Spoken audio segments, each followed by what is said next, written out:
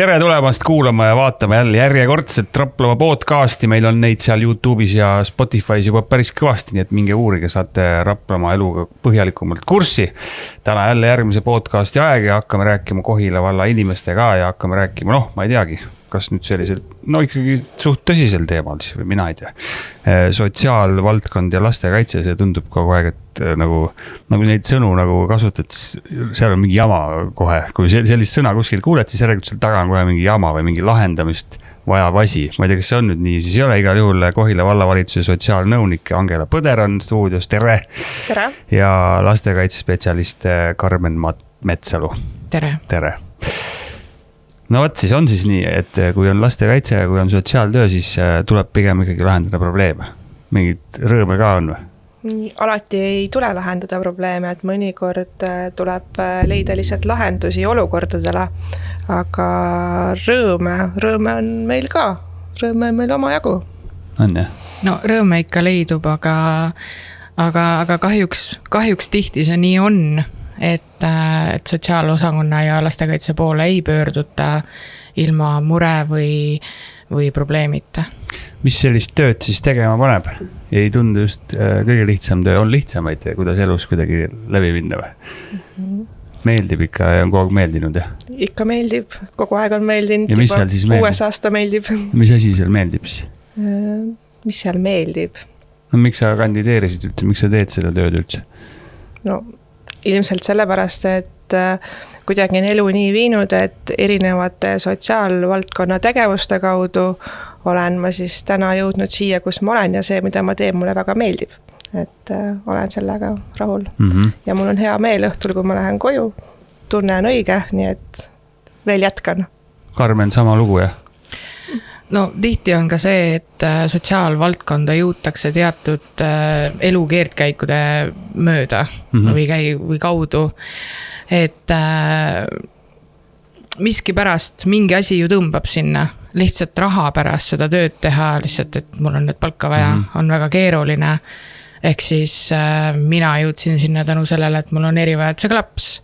Ja täna mulle väga meeldib minu töö. Ja siiamaani teen seda hea meelega. Ütlesid, et lähed koju hea tundega. Ma just mõtlesin seda, et kui hea tundega sellise töö pealt nagu koju minna on või kuidas ennast nagu välja lülitada sellistest päris sellised keerulised vaimsed küsimused on ja probleemid, et lähed koju ja pea on täis mõtteid ja muresid või siis oskad ennast kenasti välja lülitada ja ei mõtle rohkem õhtul midagi ja hommikul jälle uuesti või? No on neid päevi, kus ikka mõtled õhtul ka, aga ajaga see enda välja lülitamise oskus areneb ja ma arvan, et täna mina olen väga heas kohas, et ma suudan õhtul peale tööd tegeleda teiste asjadega, mis on mulle olulised, aga ma võin ikkagi kinnitada, et päris nii ei ole, et 8-5 ja siis tööpäev lõpeb, et sotsiaalvaldkond on paratamatult see, kus siis kui on mure või probleem, mis tuleb ära lahendada, et tuleb ka see arvuti õhtul lahti teha. Ja... Kas inimesed justkui, kelle probleeme sa pead lahendama, nad justkui eeldavadki, et sa oled kogu olemas? Ma arvan, tänaseks enam ei eelda, aga eks inimesed on erinevad ja ootused on erinevad, et see sõltub täitsa inimesest. Lastekaitse spetsialisti töö tundub eriti selline vaimselt pingeline kuidagi. Kuidas sina ma ei ütleks, et see nagu pingelisem on kui sotsiaalnõunik või sotsiaaltöötaja. Aga kuidagi on minul olemas see mehhanism, et ma suudan ennast välja lülitada ja tegeleda kodus oma pere, oma aia, oma loomade ja oma toimetustega. Et eks muidugi samamoodi on juhtumeid, mis jäävad ikkagi õhtul kripeldama ja mõtled magama minekuni. Ja nii nagu Angela ütles, kui on vaja teed ka õhtu väga hiljasel arvuti lahti, teed ka selle nädalavahetusel lahti ja on inimesi, kes ootavad, et sa oled 24/7 kätte saadav ja neile on siis seetõttu vaja ka selgitada, et kui on hädaolukord, siis meil on politsei, kiirabi, tuletõrje. Päris hea oskus tegelikult ennast niimoodi välja lülitada, et väga täiesti nagu välja lülitada ka ei saa, sest probleemid on päris suured mõned ja need tuleb nagu enda jaoks sul endal ju tegelikult ära lahendada ja ega sellest väga palju kasu pole, kui sa neid ei lahenda, vaid lihtsalt ennast välja lülitada, et selline tasakaalu leidmine on päris keeruline. aeg-ajalt on, aga üldjuhul nii nagu Angela ütles ka, et see oskus tegelikult tuleb ajaga. Esialgu kindlasti, kui sa alustad seda tööd, kas siis sotsiaaltööd või lastekaitset, siis sa võtad neid muresid ja probleeme rohkem koju ka, sa analüüsid neid rohkem, aga lõpuks sa tegelikult tunned, et see hakkab sind niivõrd kurnama, sa ei saa enam oma elu elada, sa ei suuda oma perega tegeleda, oma sõpradega suhelda, et siis kuidagi on vaja leida, kas sa tuled sellega ise toime või siis leiad sa endale superviisori, mõne nõustaja, kellega siis neid asju arutada. Kuidas siis Kohila vallas sotsiaalvaldkond areneb või on arenenud, ütlesid 6 aastat oled toimetanud juba? Kohilas olen toimetanud peaaegu 2 aastat, novembris saab 2 aastat. Millised see arengud on või kas seda nagu, sina muidugi tead neid arenguid paberil ja mingisuguseid plaane, mis on täita vaja või täidetud, aga kas tavainimene ka seda kuidagi märkab? Ma arvan, et märkab küll, et kui me tegelikult selle hetkel, kui mina valda tulin, tuli ka kogu meeskond põhimõtteliselt uuena, et selle ajaga on siis kirjutatud erinevaid projekte. Üks asi, mis võib-olla jõuab väga paljude inimeste sellisesse igapäevaellu, on koduteenuse projekt olnud, kus siis toetame inimesi võimalikult kaua nende enda kodudes toime tulema, olema aktiivsed, osalema ühiskonna elus väljaspool kodu. Ja teine osa sellest arendustest on täna Kohekeskuse teemad, et oleme siis planeerinud ja kirjutanud projekti Kohila heaolukeskuse arendamiseks, mis siis on positiivse rahastuse riigilt ja ma arvan siin 3-4 aasta jooksul võib näha, et siis Kohilasse ehitatakse uus ja siuke väga äge heaolukeskus, kuhu siis erinevad teenused koonduvad, aga eelkõige on see keskus ikkagi mõeldud eluruumi tagamise teenuseks, aga seal on siis veel juures ka tegevuskeskus ja võib-olla kombineerime seda veel erihoolekande teenustega. Päris keeruline. Tänapäeval pannaksegi igasugustele huvitavatele asutustele ja hoonetele mingisugused sellised nimesid, et täpselt enam ei saagi aru, mis see siis on. Kuidas seda ühesõnaga kokku võtta, see ei ole hooldekodu, see ei ole vanadekodu, see ei ole sotsiaalmaja. See on heaolukeskus. Heaolukeskus. Ehk siis kohe Kohila heaolukeskus. Kes seal siis käivad ikkagi, mis nad teevad seal? Seal on inimesed, kes seal elavad kogu aeg ja samas on need inimesed... Sotsiaalpind nagu inimeste jaoks, nii. Ja lisaks on need inimesed, kes käivad siis päeval seal teenuseid saamas. Mis teenuseid? No näiteks tegevuskeskus, kus siis tegeletakse ja pakutakse erinevaid igapäeva eluga seotud töötubasid või toiminguid. Kellele neid pakutakse? Mis alusel neid valikuid tehakse siis, kes sinna nagu oodatud on ja kellel sinna asja pole? No, abivajaduse hindamisest lähtuvalt, ja see on juba niisugune pikem asi, millega iga sotsiaaltöötaja ja lastekaitse igapäevaselt siis rinda pistab. Teeb su elu kuidagi lihtsamaks ka siis, et see hoone sinna kerkib või asutus? Igal juhul, et täna meil ongi olukord siis, kus siis elukondlik kinnisvara, kus siis elavad inimesed täna nii sotsiaalruumides kui munitsipaalruumides on amortiseerunud ning vajab uuendamist. Ja siis see keskus annabki selle võimaluse, et me saame päriselt tegeleda nende inimestega, pakkuda neile ööpäeva ringset toetust ja tuge, mida meil täna ei ole. Ja tegelikult on väga raske leida lahendusi nendele inimestele, siis, kes näiteks vajavad varjupaigateenust või öömajateenust ootamatult. Et praegusel juhul me olemegi neid olukordi lahendanud tellides teenust sisse Tallinnast, Haapsalust, aga teiselt omavalitsusest järjest vähem tahavad neid teenuseid meile pakkuda, sest neil on endalgi abi vajavaid palju. Huvitav, kuidas vanasti siis asi, mitte päris vanasti, aga ütleme, kui seda kohe hoonet ei olnudki veel plaanis ja nagu sa ütlesid, seda mingid teenused ei pakutudki üldse, kuidas need inimesed siis elasid? No nad elavad siiamaani, et meil on täna ka sarnasel teenusel peaaegu 30 inimest, aga olukord ongi selline, et nad on seal pikalt sellel teenusel olnud ja meil pole ressurssi, et tegeleda nende siukse toetamisega, et nad saaksid ise järjest rohkem hakkama. Et eesmärk on selles, et see keskus looks siis inimesele võimaluse, et tal on plaan, kuidas sellest teenuselt välja saada ja ise päriselt hakkama saada. Aga kuidas päriselt olukord on, kas neid inimesi, kes sotsiaalteenuseid vajavad, tuleb juurde või jääb vähemaks? noh, vähemaks neid igal juhul ei jää, sest et jah, vähemaks neid ei jää. Pigem võiks öelda, et tuleb juurde, et ja need probleemid on ka ikkagi muutumas ajas järjest keerulisemaks. Aga mis sulle tundub, et kas neid inimesi tuleb juurde sellepärast, et nad nagu on leidnud selle koha üles, kus abi saab, või siis neid inimesi tuleb juurde, kellel on abi jälle vaja mingil põhjusel, et neid tekib juurde kuidagi või? Ma arvan, et inimesed märkavad rohkem, et nad oskavad märgata, nad teavad, et sellisest, kui on keegi, kes vajaks tuge või abi, et sellest inimesest tuleb anda teada ja on võimalusi, mis siis neid inimesi võiks aidata. See on pigem positiivne siis, kui niipidi asjad on, et nad pigem leiavad siis tee õigesse kohta. Mis siis seal, noh, ikka peab rääkima, mis siis need valupunktid on või mis need pahad lood seal teie piirkonnas praegu on, igasugused ülemaailmsed jamad ja kriisid ja meil siin ka kallim elu ja muud mured mõjutavad kuidagi ka kogu seda pilti sotsiaalvaldkonnas. No võiks öelda, et igal sihtgrupil on omad mured, eakatel on üksindusega seotud mured, tööealistel vaimse tervisega seotud mured, lastega peredel on siis vanemlike oskustega seotud väljakutsed. Et õnneks meil ei olegi praegu neid alaealisi, kes on siis Eestisse saabunud, need on hoopis teiste valdade mured, siuksed ülemaailmsed mured, aga omamoodi neid olukordi ja probleeme ikkagi jätkub, millega me siis tegeleme. Kuidas nende probleemidega tegeleda on? Mulle tundub praegu, et see on selline nagu lõputu töö või nagu vahe, noh, ise mõtle, kui ma paneksin olukorda ennast, millesse ma tegelikult ei oskagi ennast panna, mul lihtsalt tundub nii, et sealt tuleb nagu kogu aeg lihtsalt mingit probleemi ja neid probleeme nagu ei saagi lihtsasti lahendada vahest.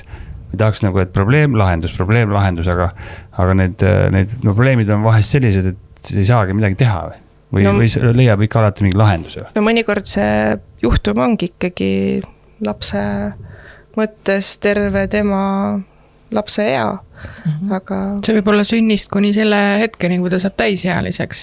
Me toimetame selle perega, tegeleme nendega, abistame last ja proovime leida lahendusi, aga tihti peale on ka see, et käed jäävad kuskil kohas lühikeseks ja ka teatud mõttes annab seadusandlus meile piirid ette, kus maalt me saame teha. Sest et kui me võtame siia näiteks mõne murekohaks selle, et laps ei taha minna kooli, siis meil kellelgi ei ole õigust võtta seda last vägisi sülle ja viia teda haridusasutusse.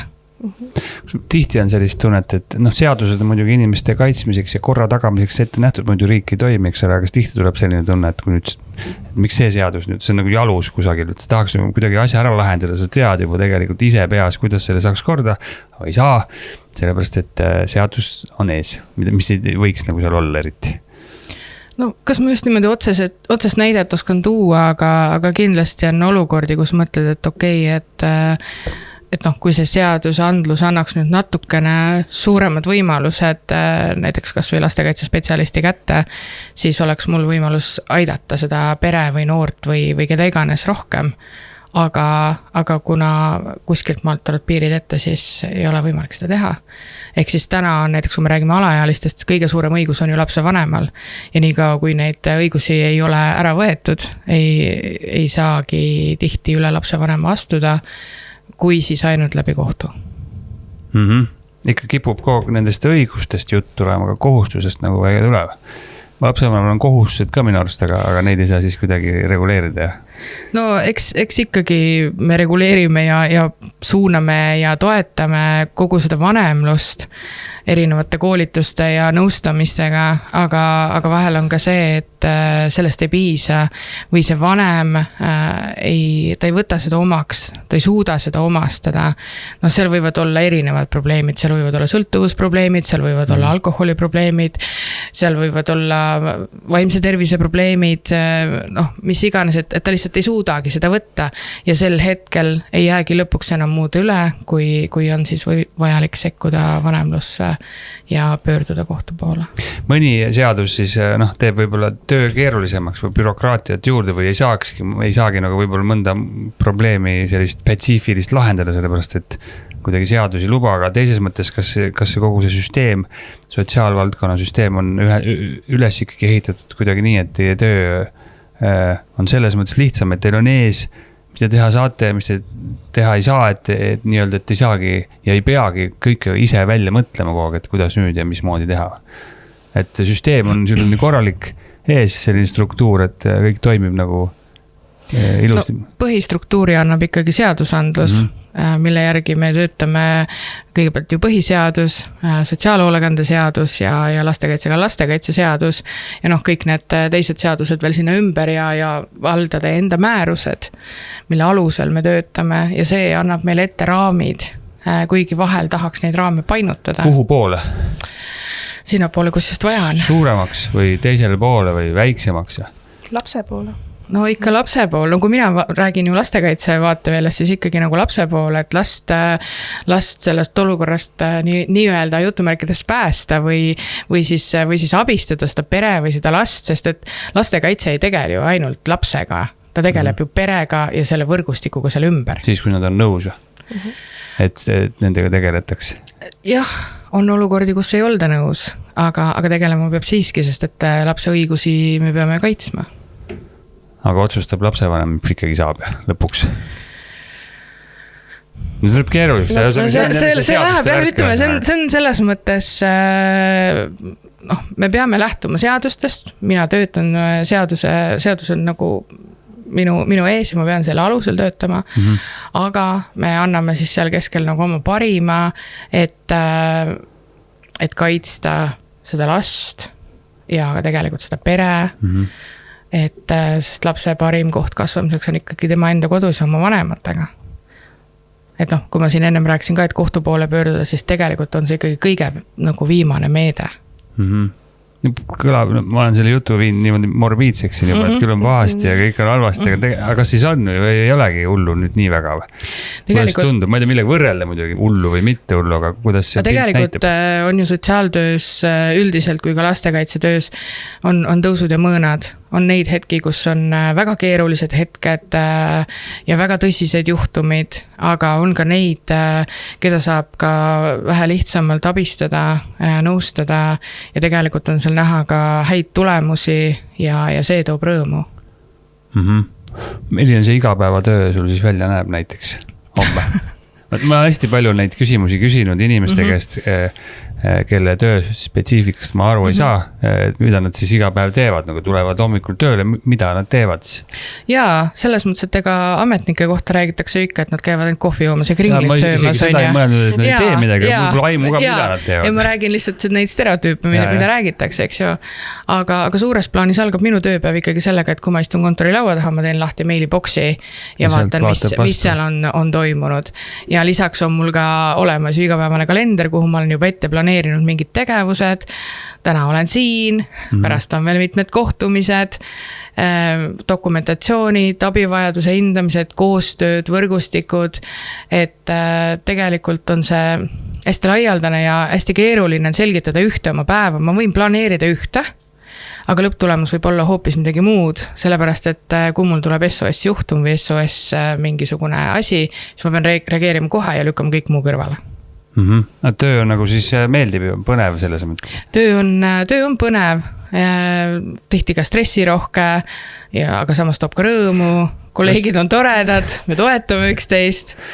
Ma just sellepärast küsisin, et vahel kui inimesel on mingi oma põhjus, miks ta midagi tegema läheb, sul oli ka, eks ole, et kodus on ka erivajadusega laps on ja teema on tuttav, et ajaks ka seda asja, siis mul tekivad kohe need paralleelid, kuidas mõni selline inimene, kes ei ole poliitikaga absoluutselt seotud, aga ei tea nagu võib-olla sellest spetsiifikast midagi, see on ka natukene seotud ikkagi vallatööga ja bürokraatiaga, eks ole, et läheb nagu tööle seda asja ajama, et nüüd lähen teen ja siis tuleb bürokraatia ja igasugune muu majandus vastu, et sa lihtsalt saagi midagi teha ja ei tahagi enam teha. Bürokraatiat ja paberimajandust on ka ikkagi sotsiaaltöös väga-väga palju erinevat aruandlust.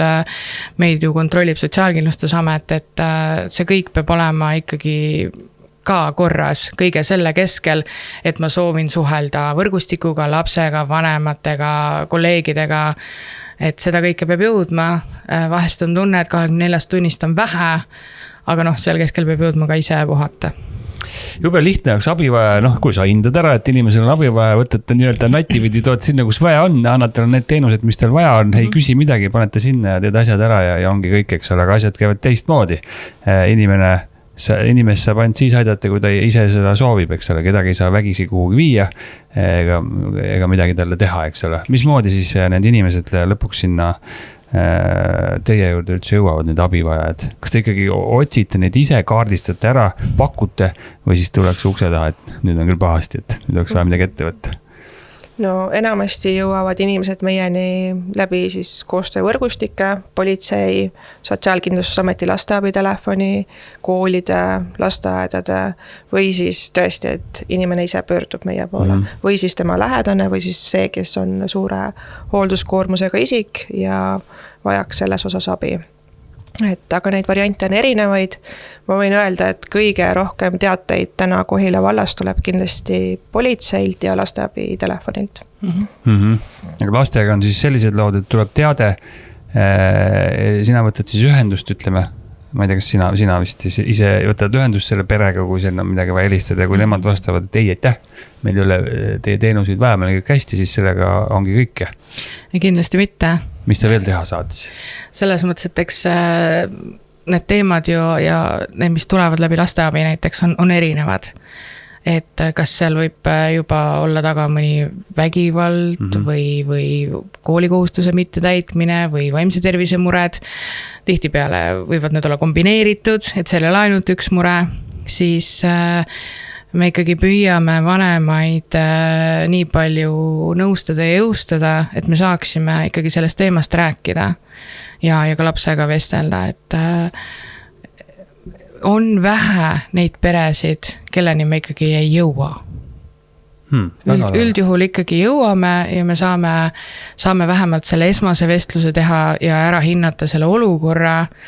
Ja kui nad ikkagi näevad, et sealt vallast ei tule mingi kole koll ametnik, kes tahaks kohe lapsi ära võtta, siis nad ikkagi teevad koostööd, sest lastekaitse maine on endiselt see, et lastekaitse tuleb lapsi ära võtma.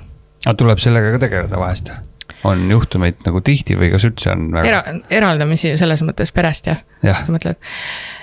Olen seda oma karjääri jooksul teinud mitmeid kordi, nüüd õnneks juba ega ei ole pidanud, aga ära iial ütle iial ja kui on vaja ikkagi lapsed keerulisest olukorrast päästa, siis see meede tuleb ette võtta. Aga nagu ma ütlesin, see on kõige viimane meede. See ei ole mingi tore olukord vist lastekaitseametniku töös? Kindlasti mitte. Siis ei saa kella 5 tööpäeva ära lõpetada ja rahulikult kodus? Ei, on jõutud koju ka kell 12 öösel, nii et see ei ole midagi uut.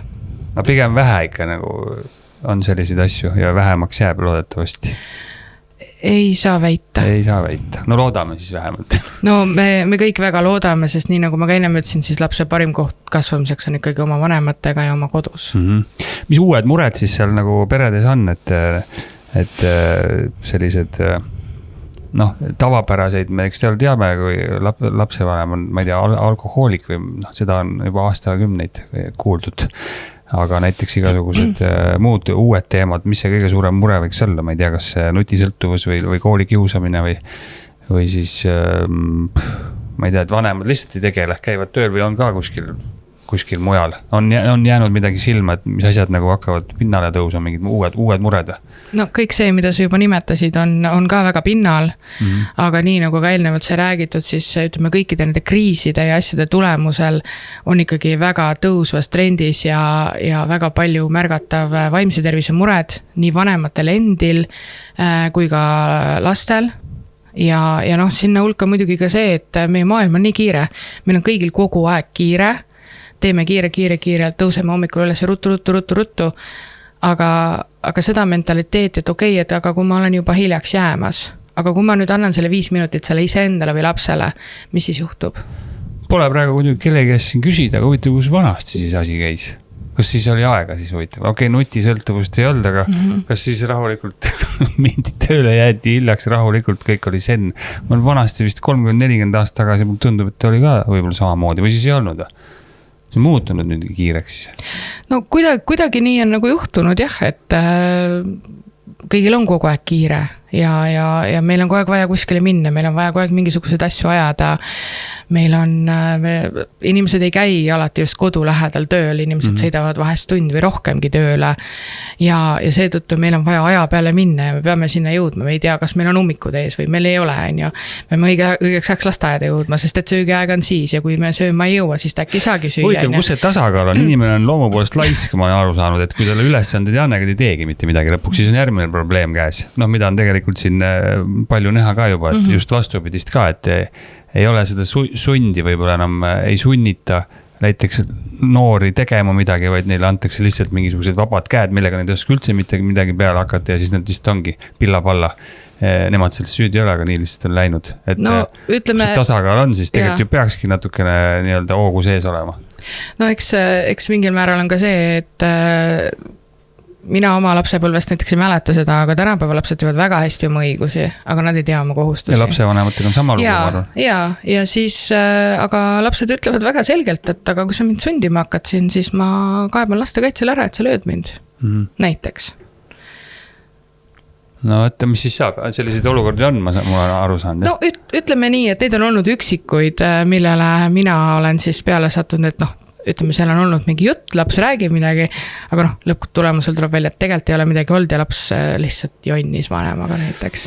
Vaat, siis äkki jõuame sinna, et kuhu me siis oleme oma asjadega jõudnud, nüüd ma hakkan sellist võib-olla mingit vanakooli mehe juttu rääkima, aga kas nagu liiale ei lähe need õiguste andmised ja igasugused nii-öelda, aga ma ei tea, ma siin öelda nunnutamised, aga lihtsalt iga mure kuulamine ja iga mure lahendamine ja proovida kogu aeg lahendada mingisuguseid noorte või laste muresid, mida nad võiks hoopis ise lahendada, ise hakkama saada, sest mida rohkem sa nende asju ära lahendad ees, seda vähem nad ise neid kunagi üldse lahendavad. Mul on selline tunne lihtsalt jäänud, et kuidas sa eraldad nüüd lastekaitsena selle, et ta on kuidagi, ta ei saa päriselt hakkama või tal on vaimne probleem või ta lihtsalt jonnib või siis on selline teismeline ja ajab oma teismelise sellist jauramit, nagu ikka me kõik oleme ajanud.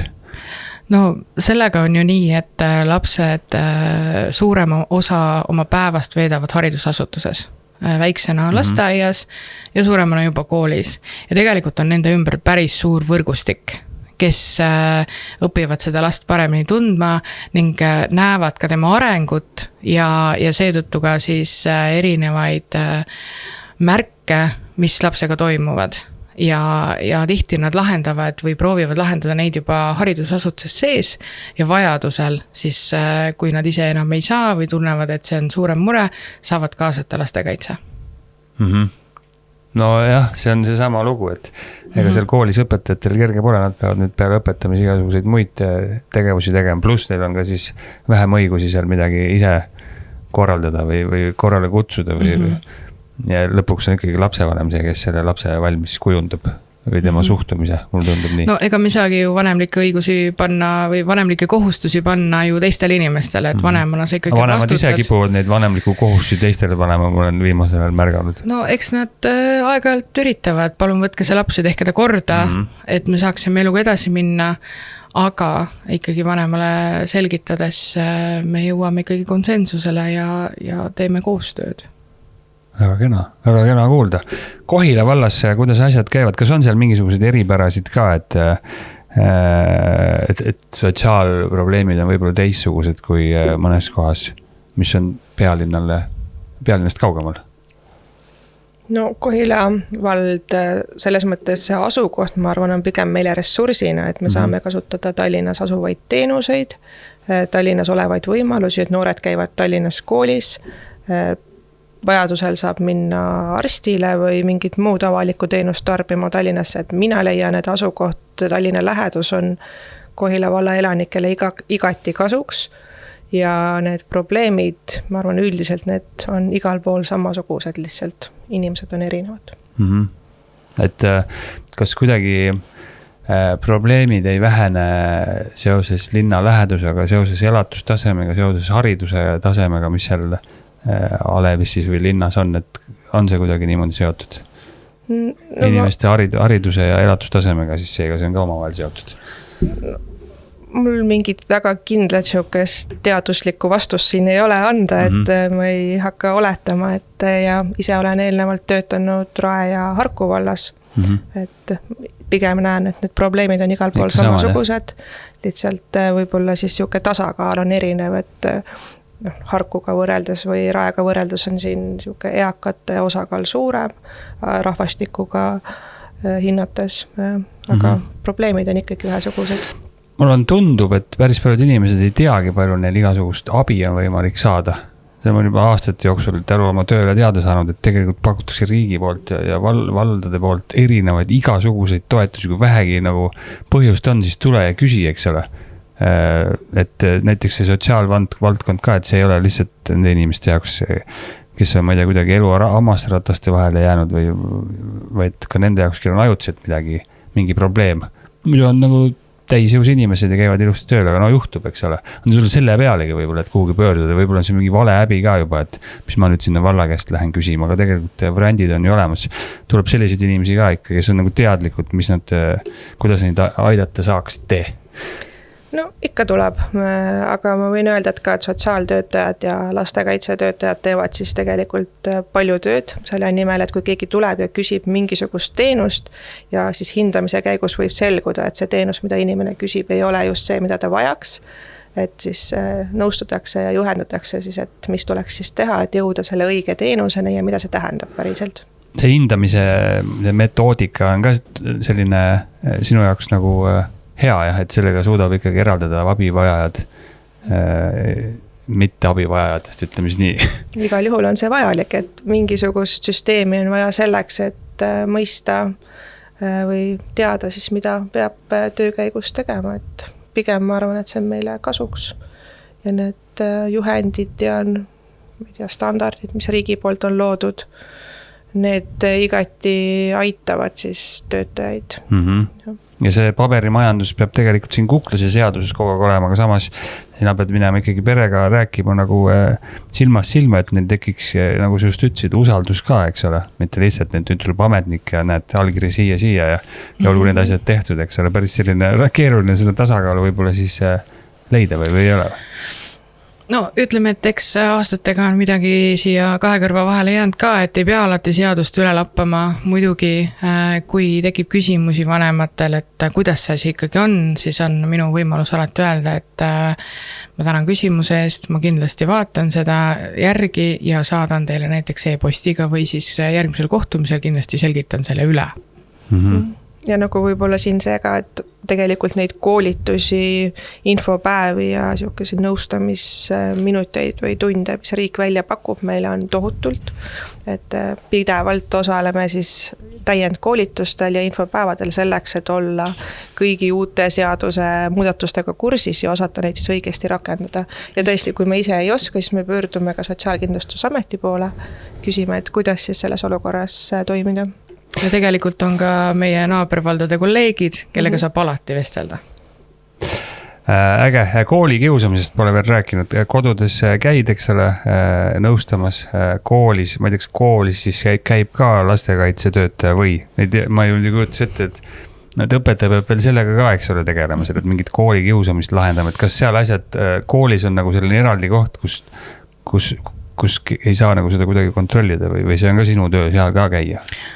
Kui me räägime nüüd kooli kiusamisest, siis tihti on koolidel olemas eraldi programmid selle jaoks, millega nad siis toimetavad, näiteks Kohila gümnaasiumis ma tean, et on Kiva programm, mis on siis kiusamisest vabaks, aga jah, tõesti käin koolis, vahest satun sinna väga tihti, juba tuntakse ära, teatakse juba, kes tuleb, aga seal taga on ikkagi võrgustiku töö ja vajadusel kaasame ka muid nõustajaid, spetsialiste, vajadusel ka politsei, saab kaasata, ütleme, konflikti vahenduse, mis on Sotsiaalkindlustusameti poolt, et leida siis see punkt üles, kuidas toetada seda olukorda, et ei oleks kiusamist, kuigi ei ütleks, et see on kuidagi aastatega vähemaks jäänud. Pigem on nii, et kui me seda koolis ei tee või see koolis ei ole märgatav, siis me teeme seda internetis. ja see jätkub. Et kui kunagi meil internet ei olnud, me läksime koju, siis keegi meid kodus enam ei kiusanud, siis nüüd see jätkub läbi veebi. Tahtsin just küsida, et mis metoodikad siis selle jaoks on, teie neid just arvatavasti välja pole mõelnud, eks ole, mis reeglite järgi te käitute, ma ei tea, kus need reeglid tulevad.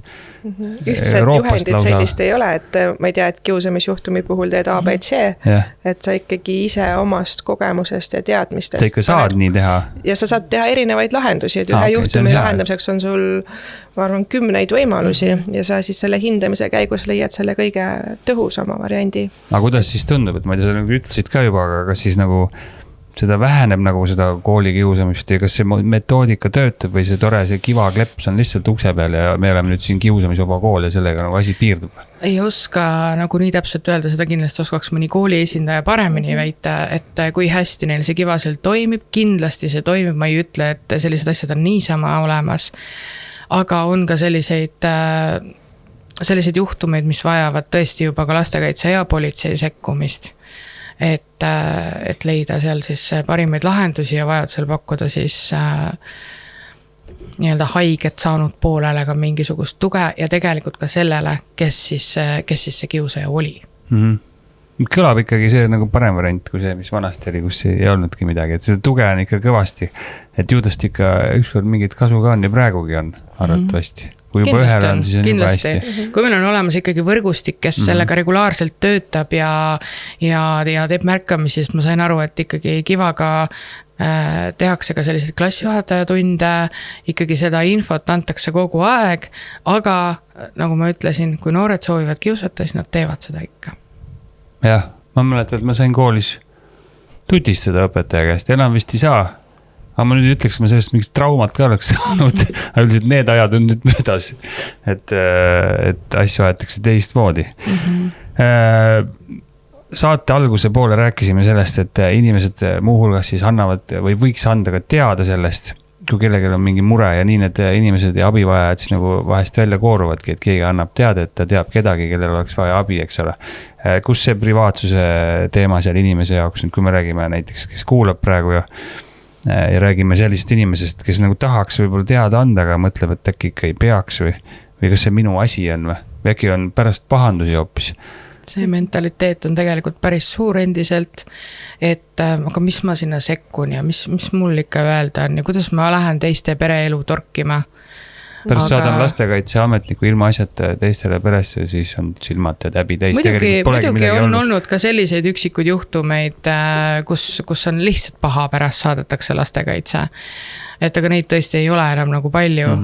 Võib-olla mujal maakondades võib seda rohkem olla või valdades, aga meil võib-olla on olnud üksikud. Aga ikkagi me teeme seda teavitustööd, me üritame seda infot kogu aeg edasi anda, et kui sa ikkagi näed, et olukord ei ole nagu hea, siis ütleme see samane lasteabi teavitus on alati võimalus, siis seal tagatakse sinu anonüümsus või siis otse lastekaitse poole või ikkagi pöördumine, et ja ise tasuks mõelda, et kas ma nagu teen seda sellepärast, et mul on uudishimu või siis teen sellepärast, et ma olen päriselt selle inimese pärast mures. Et kui sul tekib see tunne, et ma ikkagi olen mures ja see asi, mida ta kogeb või see, mida ma näen, ei ole õige, et siis tuleb teavitada. Kui me räägime nüüd sellistest vanematest inimestest või eakatest, kes võib-olla elavad üksipäini ja kõrvalt vaadates tundub, et neil on nüüd küll kiiresti abivaja, kui nad tihti tuleb välja, et ärge torkige meid, ma saan rahulikult ise hakkavad, mis te must siin tahate, eks ole, mismoodi siis peaks käituma, kas peaks igal juhul, igaks juhuks sotsiaalametisse nagu helistama või ühendust võtma või peaks selle inimese käest ise ikkagi küsima minema ennem, et on abivaja või ei ole? No küsida võib alati, aga siin ongi see, et kui sa ikkagi ise tunned muret selle inimese toimetuleku pärast, siis tuleks anda teada. Ja siis juba spetsialistid saavad otsustada, et kuidas seal toimida tuleks. Antakse siis teada ka? Antakse teada. Ja on põhjendatult antud teada?